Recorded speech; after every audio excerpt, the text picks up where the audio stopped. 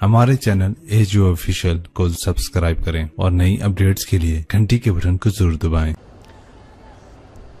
वल्लाह अल्लाह की कसम पूरी दुनिया फिर के बता रहा हूँ, ये नेमत हैं, ये इदारे, ये उलमा, ये तलबा, ये नेमत हैं। मैं कोई ला उज़क्की अल्लाह अहदा, मैं कोई इनका तज़किया नहीं कर रहा हूँ, वो तो अल्लाह ही जानता है, हुवा आलम बिमन इत्तक़ा।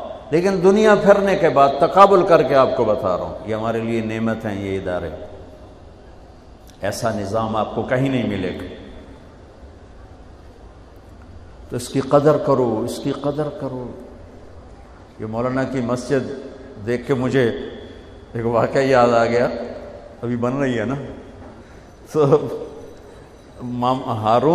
हारून रशीद खलीफा ने अपनी बेगम को गुस्से में कह दिया, आज रात तूने मेरे मुल्क में गुजारी तो तुम्हें 3 तलाक।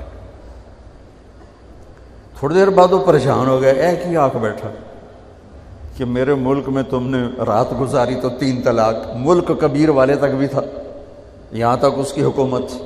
अब कोई जहाज़ तो है नहीं कि बैठा के इंग्लैंड पड़ा दे। तो उसने उलमा इकट्ठे किए कि मैं तो बेगम को ये कह बैठा, अब क्या होगा। उन्होंने कहा रात आएगी तो तलाक हो जाएगी, मुल्क से बाहर तो निकाल नहीं सकता है। तो वो परेशान हो, कहने लगा अबू हनीफा के शागिर्दों में कोई है? तो लोगों को उलमा का एक है याकूब। उस इमाम साहब बिल्कुल मिस्कीन ना मालूम थे, धोबी के बेटे बेचारे, गरीब मजदूर। चंद दिन पहले ये नाजायज़ तजावुज़ात शुरू से एक यहूदी ने अपने घर की दीवार गली की तरफ बढ़ा दी, गली अंदर कर ली। गली तंग हो गई तो इमाम साहब ने कहा भाई गरीबों का रास्ता तो बंद ना कर। तो उसने बड़े तकब्बुर में कहा जिस दिन तू पालकी चढ़ के आवेगा ना मैं खोल देगा, जब तू पालकी में बैठ के आएगा मैं खोल दूंगा। उसने तंज किया, फ़कीर बंदा, रोटी नहीं लभदी, पालकी कित्थों लभड़ी। तो उस ज़माने में मालदार लोग शहर में एक जगह से दूसरी जगह जाने के लिए पालकियाँ इस्तेमाल करते थे, गलियाँ तंग होती थी। उनका जी एक है का बुलाओ। अबू यूसुफ आ गए। फ़िक़ह हनफी मरहून मिन्नत है अबू यूसुफ की। तो उन्होंने सवाल किया, हारून ने सवाल किया कि मैं बेगम को ये कह बैठा हूँ तो कोई हल।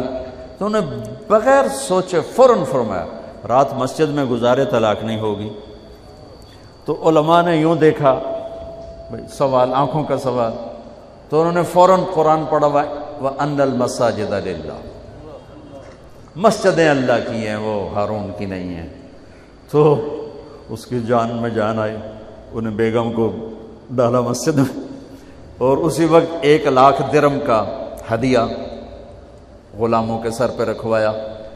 और जब वो और कागज़ मंगा के फ़ौरन ऑर्डर किया कि अबू यूसुफ आज के बाद पूरी इस्लामी सल्तनत के चीफ़ जस्टिस हैं। चीफ़ जस्टिस जैसे हमारा चीफ़ जस्टिस है, ऐसे चीफ़ जस्टिस है। तो जब वो चलने लगे तो ठहरो, पालकी लाओ, पालकी आ गई। गुलामों से कहा इनको पालकी में बैठा के ले जाओ।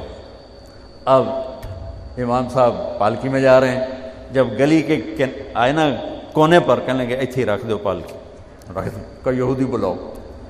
वो यहूदी आ गया, उसने देखा पालकी, कहने लगा भाई पालकी में आ गया हूँ, रास्ता खुला कर दे।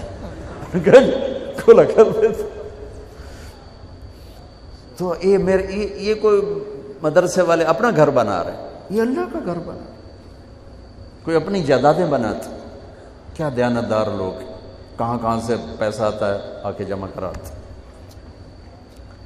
असल कदरदान तो अल्लाह है, जब वो कदर करेगा।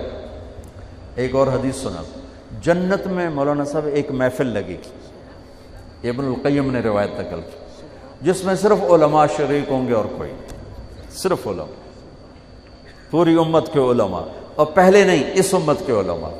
चूँकि वहाँ बहस कुरान पर होगी और वहाँ कुरान पर बहस होगी, तो अल्लाह हर लफ्ज़ में उन पर इल्म के समंदर खोलेगा। चूँकि अल्लाह का कलाम है ना, تو اللہ کی ذات کی تو حد نہیں ہے، تو کلام اللہ کے علوم کی حد نہیں ہے۔ امام غزالی جیسے کھربوں انسان ہو جائیں، امام رازی جیسے کھربوں انسان ہو جائیں، ایک قطرہ نہیں نکال سکتے، اتنا بڑا سمندر ہے، یعنی حد کوئی نہیں، ختم۔ الاول بلا بدایہ والآخر بلا نہایہ، عقیدہ طحاویہ کی عبارت اللہ کے بارے میں، الاول بلا بدایہ والآخر بلا نہایہ، قدیم بلا ابتدا ودائم بلا انتہا۔